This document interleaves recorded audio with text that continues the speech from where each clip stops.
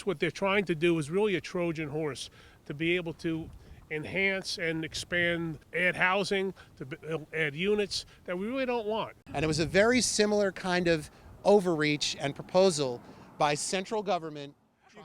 Actually, I'm in one of my favorite spots on earth in the heart of Westerly, and I want to thank all the civic associations for coming out, and not just today, but every day, just trying to keep Staten Island strong. Our quality of life is essential to all of us. We want to raise our families here. Some are multi-generation, and it's places like this and people like you that keep Staten Island the bedroom community that we want it to be. And we want more people to come here, but in the right sort of way. So I want to give credit really to that's why I wanted Michael to speak first, and I won't steal his thunder, because as soon as this issue surfaced, we got calls not only from the civic associations, but every member of the delegation in Albany, Michael Tanusis, Mike Riley, Charles Fall, and in particular my good friend Mike Cusick, to essentially say that what they're trying to do is really a Trojan horse to be able to enhance and expand the ability to add housing, to add units that we really don't want. You know, this is really, on my political life at least, I've never seen anything like this, where somebody in Albany thought it was a good idea to tell the people in Westerly across Staten Island how they should zone and how they should allow residential renovations, additions, whatever. So it seemed to me like, as I said, a Trojan horse way of getting what they wanted. Fortunately, your voice was heard in Albany through your representatives, and I'm going to allow Mike Cusick to actually give that. Thank you, Borough President. Thank you for your leadership on this and many issues here in Staten Island. As many of you know, for the efforts of all of you here and the civics here in Staten Island, in the governor's 30-day amendments to her budget proposal, she pulled this proposal out. She canceled it. She is not doing this proposal based on your opposition, based on the opposition from your legislators. She is not going forward with this plan of the ADUs. This is typical of grassroots forming and getting behind an issue and making sure that their voices are heard. I want to just thank the Westerly Civic, the South Beach Civic Association, and all the civics for your work in making this known to your residents and to the people of Staten Island. As my good friend, the Borough President, mentioned, you know, in Albany, when this hit in the budget, there were many of us, the Staten Island delegation, as mentioned, Mike Riley, Mike Tanusis, Charles Fall, and myself. We teamed with many of the other suburban and out-of-borough legislators. And we met with the governor, we met with the governor's staff, and they heard us. They realized how this would hurt communities like Westerly, communities that are all over Staten Island. And this just doesn't fit. You know, it's a perfect example that one size doesn't fit all. And this is a perfect example of that. And luckily, the governor heard your voices, and she pulled this proposal from her budget. So that is good news. Now, I know in talking with my friends from Westerly and from the other civics, our work is not done, right? We have to be vigilant. We have to keep our eyes open as the budget goes forward on this issue. The ADU issue is off the table, but there are other issues that we have to talk about. As mentioned, the amnesty issue for illegal apartments, we have to keep our eye on that, and there's issues that affect us here on Staten Island. So I just want to thank the Borough President, my colleagues in the state legislative delegation, and of course all of you for making your voices heard, because in this instance, government heard you. Thank you so much. Thank you. I just wanted to add, who's also here is, and the legislators were Senator Lanza and Diane Savino were equally, had an equally strong voice. And Michael said, we stay vigilant, we will make sure this thing doesn't pop up again. If it does, we should crush it again. Real quick, Anthony Reinhardt here on behalf of our State Senator Andrew Lanza. And I know everyone was coming out today ready to take a strong stand to relay to the governor that this proposal is something that is not good for Staten Island. As the Assemblyman said, it's a perfect example of how a one-size-fits-all policy from big government down here to the local streets just so many times doesn't make sense. So we're here with the good news that the Assemblyman just relayed, and so we all remain vigilant. And Senator Lanza asked me to express his thanks to all of the civic groups, the Westerly Improvement District, South Beach Civic, Port Richmond Strong, and everyone that's here who is tuned in, focused on our community, and wants to make sure that Staten Island remains a great place that it is. Thank you so much. Hi, I'm Paul Graziano. I'm an urban planning and land use consultant. I'm from Queens, so I'm the guy, not from here, but I'm from Northeast Queens, which, if you guys know, is about as close to Staten Island as any other part of the city is, which is true in terms of our development patterns and single-family homes, et cetera. We are we're Staten Island strong in Queens. So, I just want to say, first of all, thanks for everybody coming out, the electeds, the civics. I've been in touch with a lot of you guys over the last couple of weeks, as you know. This is a massive issue. For those of you who don't know, I actually helped to rezone half of Queens, protect single-family neighborhoods. This is what I do. I actually was involved in trying to save Mount Manresa with you guys, and also rezone Rosebank and other areas here. So this is what I do, and to see this kind of legislation come up, many of you remember from last year, former Speaker Corey Johnson put out a proposal called Planning Together, which was going to tear this city apart. And it was a very similar kind of overreach and proposal by central government trying to impose a one-size-fits-all on the entire city. It was outrageous. They were talking about eliminating single-family zoning. They were talking about upzoning every community board every 10 years. It was madness, okay? So when we beat that last year, and we got practically every community board in the city against it, and we just destroyed it, I was like, wow, this is great. And then this comes up, right? And I look at this and I say, and again, the governor stated at her State of the State, I want to remind everybody here what she said at her televised State of the State address. The televised State of the State address, she said, we will fix outdated land use laws that are holding back housing supply. Now, as an urban planner, these are vague and ominous words that I take very seriously. So when I looked in that report and I saw her intention was to literally focus on single-family zoning in the entire state of New York, that every single-family zone would be required, every lot in every single-family zone would be, the municipalities would be required to allow at least one ADU and maybe 2, 3, or 4. This is very disturbing to me. The TODs, which was another piece of that, which doesn't really affect the city, but our colleagues in Nassau, Suffolk, Westchester, same overreach. Every area within a half a mile, you're going to have at least 25 units per acre. Just to let you know, you're in an R2 zone, you're like 10, 11 units per acre. Okay, so 25 units per acre would be a massive upzoning if you were in Westchester and you were near a train station. So what I'm trying to get at here is, in 100 years, the governor and the legislature have never tried to interfere with local zoning like this, ever.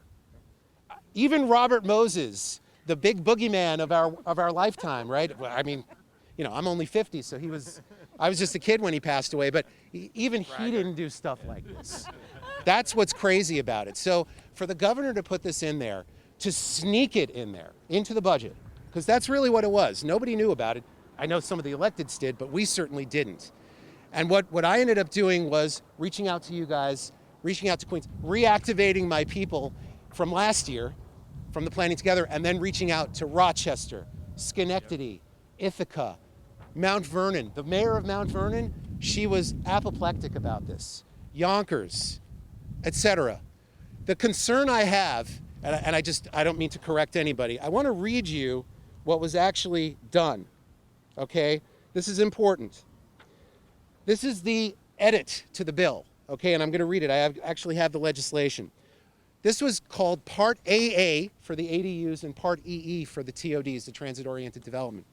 Part AA, so this is the 30-day amendment, which allows the governor, which I only found out about this yesterday, so I'm not an expert. I might sound like one because I just had it in my head last night. It allows the governor to amend anything she put in the budget up to 30 days of that budget being submitted. The budget was submitted January 18th. Yesterday was the 30-day mark. Okay? So it's very easy for her to pull it out. So what she pulled out, it says Part AA relating to the permit to create accessory dwelling units is amended to, bullet point, removes the statewide requirement to provide for the creation of accessory dwelling units, focusing instead on an authorization for New York City to establish a program to legalize pre-existing ADUs, including providing for amnesty. So she did not kill the ADU bill. She killed 2/3 of the ADU bill. The first part was eliminating single-family zoning. The second part was taking away home rule by doing this. But the third part is still very much alive and in the budget. And this is an existential threat to our communities, just as much as the other things were. We all know that we have a problem with illegal conversions in the city of New York. But let me frame it a slightly different way, and I don't want to take up too much of your time, but it's really important that people understand this, including our elected officials. I'm a civic guy. I've started half a dozen homeowners and civic associations in Queens.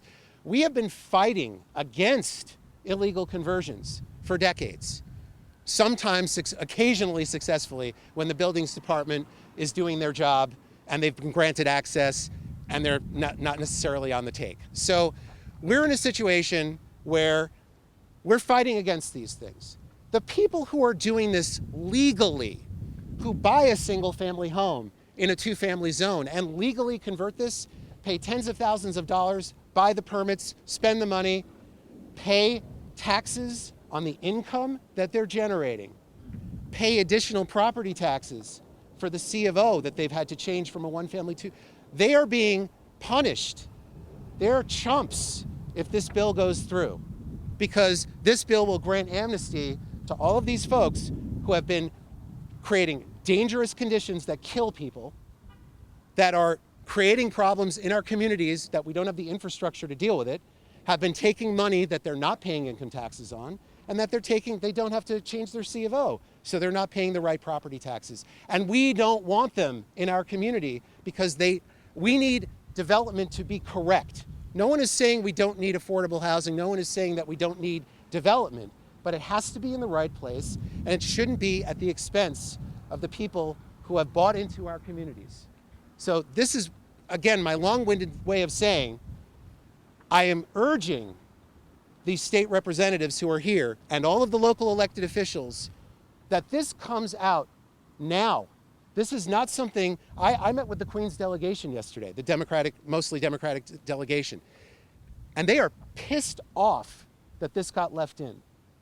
And I don't understand what the political calculus of all of this is from the governor, but this is not a calculus that if I were running for a re-election, or election in this case, I would be putting this into the bill. So that is my 2 cents. I'm happy to answer any questions with the press afterwards.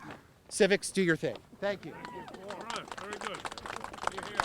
Good morning, all. My name is Mario Bonviaggio. I represent a civic group in Port Richmond Strong Civic Association. First, I want to say thank you to our new borough president. It's a breath of fresh air to see someone that's on the forefront on some of these reckless bills that want to be presented in areas such as this. This civic group was formed in part of bills such as this because this bill has been happening in Port Richmond for decades. It's been happening in West Brighton and Stapleton and Mariners Harbor for decades, these illegal conversions. What is happening now is that they want to do this all over the city, and now it's a concern. But we still support that not having this bill to come into play. For the last 2.5 years, we've been addressing, reckless developers and landlords, doing these illegal conversions.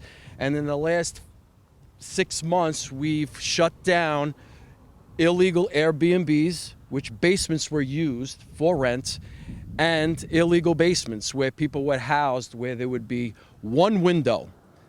And I personally measured one window. It was 10-inch by 20-inch. No one could fit through it. One apartment did not have a door. It had an access panel to entry into this basement.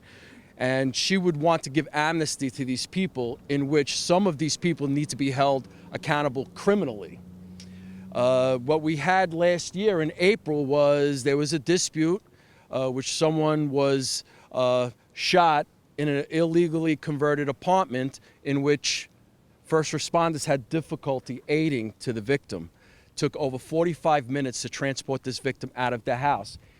This individual apparently succumbed to his injuries. We're not saying that if it was legally converted, it would have saved it, but the chances would have been better. Ultimately, an EMS worker was injured aiding to this victim at this address, 10 Palmer Avenue. This same landlord owns 5 properties on the North Shore and Mid-Island, all illegal conversions. So with that, it's to give amnesty to an individual like this is like giving a buffet-style dining to all these reckless developers, saying, we'll give amnesty, yeah, we'll fix it up, and submit, falsifying documents, and they're cleared. And that's just not the appropriate thing. Again, I want to thank the elected officials and the other civic groups and everyone here for supporting not making this go through. It's important that we stay on top of this topic because you're putting the communities in danger. Also, I would like to add, put the double amount of residents and people in one district, you're already putting more stress on infrastructure that is dated. And we've seen it last summer in Port Richmond, where floods have never happened drastically. And let's not forget in Ozone Park, where one family has died because one landlord shut down a garage door, made a permanent wall, and the fire department were unable to aid to the family, and they drowned in this apartment. This is what's happening. So if you want to present this bill, fix the infrastructure first. You want to present this bill, dissect it, go back to the drawing board, and come back with a better plan, because this is not it. I thank you all for your time. I thank you for coming. Good morning. Joseph McAllister, South Beach Civic Association. I want to thank all of our elected officials here today. Borough President Vito Fasella, Assemblyman Michael Cusick, Andrew Lanza, State Assembly Andrew Lanza, State Senate Diane Savino, all of our elected officials, all the people that are here today, all of our friends. This is something here that we started from somebody looking into the notes from a State of the State speech from Governor Hochul address that dissected it and contacted a person. Another person was contacted, and word got out to all of us. We're all here today, all of us as friends, families, members of the residents, communities. This grassroots protest today that we're doing, opposing the ADUs, that the state speech that Governor Hochul has stated of ADUs to be installed in all the communities. We need a better course of action, an efficient and effective way to take care of the issues that we have at hand today. They're going about putting ADUs in. Has anybody talked about the communities here in Staten Island? We are a classic, diversified community. We are not the same as the other boroughs here. All the other boroughs are different compared to what we have here today. If you look around, making an ADU considered for everybody the same in the city doesn't fit here in our communities. We need to have this stopped and work together as one. Elected officials, we're the eyes and ears of the communities of all the people for them to hear us. Come and sit down with us and let's talk about the issues at hand. Putting together, drafting a letter for this common cause that we're doing here today, looking into the facts, and researching of what is going on here was very disturbing to find. That I found out, that I was very shocked, and that between all the people that are here today and putting their inputs in, we have very serious situations going on. We have Port Richmond where people have drowned. We have South Beach with people in their apartments, the houses that have been destroyed from irregular being built. We have Richmond Town in that area. Another issues that are going on with the building. we have a serious situation with the buildings department today that they're understaffed. They're nowhere to be found, not to be able to handle the amount of houses that are being built today. Architects are self-certifying the plans for builders today. That means that the buildings department isn't looking over the plans. The architect is getting a rubber stamp, stamping it, and just submitting it to the build department, and there goes a house being built. They're not looking over what is being built at the build department of buildings. If you call up the build department to make a complaint about a house going up or something not being built right, it'll take a week or 2 weeks for a building department inspector to come. They'll come and look at it. By that time, the damage is already done. They're gone. Nobody's there to be found. And what happens? It just keeps on going around in a circle. Nothing is getting done. We need to hire more experienced building department personnel. We need to sit down with our Governor Hochul and explain to her all these issues and situations that are going on here. Apparently their eyes are blind. They don't see. There's a blindfold over their eyes. They don't want to know about it. But we need to address this, and I'm glad to have everybody here today and supporting us all. Thank you so much. Hi, I'm Mark Anderson from the Wesley Improvement Society. We're happy to host everyone today. We wish it was under better circumstances. We are happy that we have made a difference here. What's been done is simply outrageous. We need to be part of the process in the future. You know, proposals like this are just outrageous because you know. The additional dwelling units, these accessory dwelling units, are meant not for people. They're meant as exceptions for cars and storage. And to suggest that we could put people in these spaces is simply outrageous. One of those spaces that's been suggested is in basements. Now, this block that we're on here, we're up on a hill here. These sewers didn't work during Ida, okay? Most of these houses got water, and many of them were absolutely full of water. Putting people in these basements would cause death. It's as simple as that. That's outrageous, and we need better solutions, and we need to be part of it. Thank you. I got one more thing to say, folks, real quick. Very, very quickly. There's a bill that's almost identical to what the governor put out. It's called S4547A. This is Harckham Epstein. Okay. So it's S4547A and S4854A. A4854A. This is known as the Harckham Epstein bill. This bill is almost identical to the bill that the governor submitted. This bill was moving through the state Senate last Tuesday. They actually had a hearing on it. It was supposed to be moved out of committee. It was in the Judiciary Committee, and the word got out from various other electeds to Pete Harckham to put pressure on him, and it actually got pulled from that committee meeting. But it's not dead, and even if it doesn't go through this session, I don't know if you folks know, but they have to reintroduce bills every 2 years because it's a new session. It's gonna resurface. So what I'm saying is, even if we've won this victory, and we're not done with it yet because we still have to deal with the illegal amnesty issue, illegal conversion amnesty, it's going to keep coming back. And so this bill is not dead. You need to be, again, talking to your electeds about this to make sure it does not surface before the end of June. And when this comes up again next year, you need to make sure that your people aren't. So I just wanted to say that because it's 95% the same as the other bill, which, by the way, 1,500 square foot ADU, 1,500 square in your backyard, 4-foot rear yard, 4-foot side yard, 7-foot ceilings. That's what they want to do to our communities. Thank you.